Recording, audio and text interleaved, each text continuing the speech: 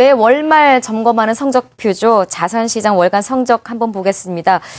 최근 원자재 시장에서 이슈가 되고 있는 금과 원유 가격 추이 한번 점검해 보고요. 구체적인 전략도 함께 보겠습니다. 동양증권 이석진 연구원 스튜디오 모셨습니다. 어서 오십시오. 안녕하십니까. 네, 안녕하세요. 네.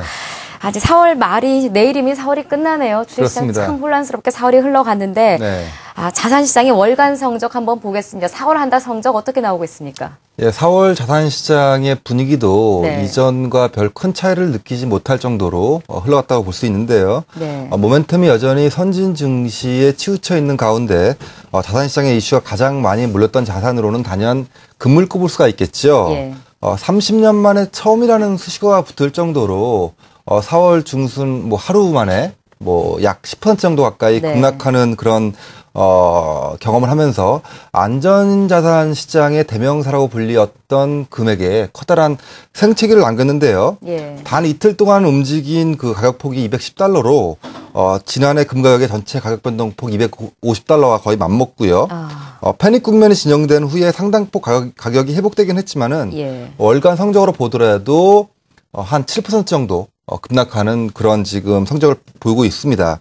이 밖에도 그 중국 경제 성장률의 예상 밖 부진한 결과는 전반적인 원자재 시장에 충격파를 안기고 있는데요. 네. 국제 유가도 월간으로는 한 5% 정도 떨어졌고요. 원자재 지수 전체도 약 4% 정도 하락했습니다. 반면 그 자산 시장의 중심에는 여전히 일본이 있습니다. 연초 대비로 약 30% 이상 급등하고 있는 일본 증시는 4월에도 12% 상승이라는 놀라운 상승률을 기록하면서 네. 해외 자금을 끌어들이고 있죠. 이 밖에도 추가 금리 인하 가능성이 논의되면서 기대감이 높아지고 있는 유럽 증시와 미국 증시 등 선진 증시가 4월에도 상승세를 이어가고 있는데 성공하고 있습니다. 선진 증시의 상승세와 신흥 증시와 원자재의 부진이라는 하나의 트렌드가 언제쯤 전환될지 여부는 저희가 볼 때는 하반기로 넘어갈 것으로 판단하고 있습니다. 네, 선진 증시의 상승세와 신흥 증시 원자재의 부진. 여기나 네. 이제 방향성은 이제 하반기로 이제 가봐야 될 것 같은데. 그렇습니다. 4월 달에 가장 큰 이슈가 뭐니 해도 가장 강조하셨던 금값 하락이었습니다. 이틀 그렇습니다. 만에 네. 거의 몇 년 동안에 1년 동안 하락폭과 맞먹었다는 표현까지 쓰셨는데 키프로스타트니 뭐니 금값 하락 원인에 대한 분석이 많았어요. 다시 한번 네. 점검해 주시죠. 네, 금값의 하락 원인이 가장 중요하겠죠. 네. 금값의 하락 원인을 하나로 단정 지을 수는 없습니다. 종합적인 결과로 판단해야 될 것 같은데요. 네. 예상과 달리 낮아지고 있는 인플레이션 기대 심리, 그리고 성장 통화로 인정받고 있는 달러의 강세, 그리고 이 위험자산 선호 현상의 강화, 그리고 마지막으로는 유럽의 그 금융 위기가 생각보다 잠잠해지고 있는 이런 것들이 종합적으로 엮여지면서 예. 금값의 하락 원인으로 작용하고 있는데요. 그러나 분명 오랫동안 지지되어 왔던 온수당 1,500달러 지지선을 무너뜨린 힘은 존재합니다. 바로 키프로스 중앙은행의 금 매각 결정과 이에 따른 그 금 공급 증가 우려가 투자 심리를 훼손시켰던 것인데요. 네. 실제 키프로스 중앙은행의 금 매각 물량이 공급 증가 우려를 불러올 만큼 컸던 것일까는 좀 생각해 볼 필요가 있습니다. 예. 키프로스 중앙은행이 보유한 금 총액이 대략 한 13, 4톤 정도 되는데요. 예.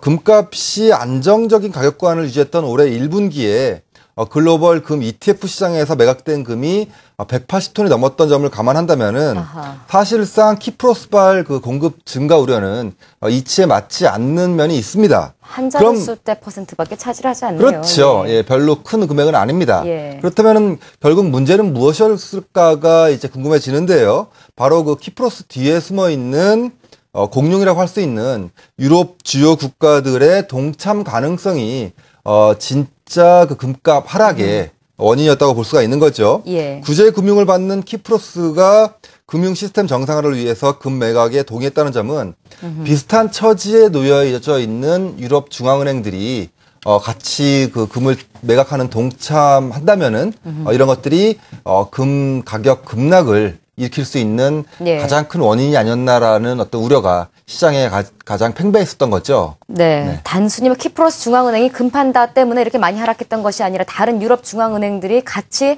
이 매도에 동참하지 않을까에 대한 우려감이라는 이야기를 하셨는데 그럴 가능성은 얼마큼 보십니까? 네, 유럽 중앙은행들의 금 보유량만을 놓고 보면은 예. 이들 중앙은행들이 금을 다시 매각하기 시작한다면은 분명히 시장의 우려는 더 커질 수밖에 없을 것입니다. 예. 독일이 한 3,400톤 정도 갖고 있는데요.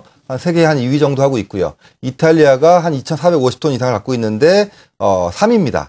하지만 그 키프로스처럼 구제 금융 혹은 그 재정 위기에 처해 있는 즉 금 매각 가능성 있는 국가만 놓고 보면은 공급 우려는 좀 과장된 측면이 있습니다. 예. 이탈리아를 제외하면은 포르투갈이 한 15위권, 스페인이 한 20위권, 그리고 그리스가 한 30위권 정도로 좀 미미한 편이죠. 이들 중에서 2,000톤 이상을 가지고 있는 이탈리아가 만약 보유한 금을 매각한다면은 금 시장에 충격을 줄 가능성은 분명히 있습니다. 그러나 1999년 이후에 유럽 중앙은행 금 협정 기간 동안 이탈리아는 금을 매각한 경우가 없지요. 현재로서도 이탈리아 중앙은행이 금을 매각할 것이라는 루머를 발견하기는 어렵습니다. 또한 그 이성적으로 판단한다면은 과연 이들 중앙은행이 금 매각한다면은 이것이 금 가격의 하락 요인으로 작용할 것인지도 좀 타당성은 높지 않은데요. 예. 키프로스 금 매각은 유럽 금융위기가 잠잠해지는 가운데 해결책의 일환으로 제기되고 있죠. 그러나 만약 그 이탈리아나 스페인 중앙은행이 금 매각에 동참한다면은 이는 금융위기 타겟책이라기보다는 새로운 금융위기의 확산으로 보는 것이 더욱 타당성이 높겠죠. 예. 따라서 이런 경우에는 금융 상황이 훨씬 더 엄중하다는 것을 의미하고요. 이럴 경우에는 금융 불확실성의 해치선으로서 금의 매력이 다시 더 떠오를 수가 있는 것이죠. 네. 따라서 현재 시점에서는 금 값이 다시 온스당 1,300달러 이하로 내려가는 것은 상당히 어렵다라는 판단을 할 수가 있는 것입니다. 네. 살리기 위해서 푸는 거냐 아니면 좀 어려워서 그러니까 뭐 다른 의미로 푸는 거냐 이 부분의 포인트를 잘 두고 여러분들이 해석을 해야 될 것 같습니다. 금 이슈 한번 자세하게 진단해 봤고요. 하나 더 짚어보죠. 네. 원유 가격입니다. 국제유가도 4월 한 달 동안 변동성이 조금 있었어요. 네, 그렇습니다.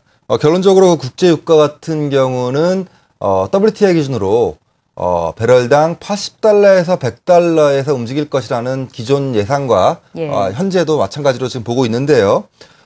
중국 경제 성장률이 부진하면서 직격탄을 맞은 산업금속과 달리 국제유가 같은 경우는 미국의 영향력이 높기 때문에 지지선이 무너질 가능성은 높지는 않습니다. 게다가 생산국인 오펙 역시 지나치게 유가가 하락할 경우에는 다시 그 개입할 가능성이 높아지기 때문에 80달러 지지선은 매우 견고하게 이어질 걸로 판단하고 있고요.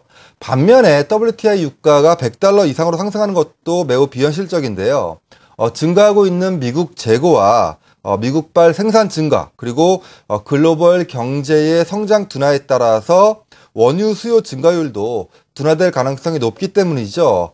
따라서 단기적으로는 배럴당 90달러에서 줄다리기 국면이 예상되고요. 네. 박스권 하단으로 가면은 다시 매수하는 측면에서의 투자 전략이 여전히 유효한 지금 투자 전략이라고 말씀드릴 수 있겠습니다. 네, 워낙 또 관련된 상품들에 투자하시는 분들도 많이 있기 때문에요. 거기에 대한 방향성과 전략까지 간략하게 한번 살펴봤습니다. 자산시장 한번 점검해봤고요. 동양증권 이석진 연구원 수고해 주셨습니다. 고맙습니다. 고맙습니다.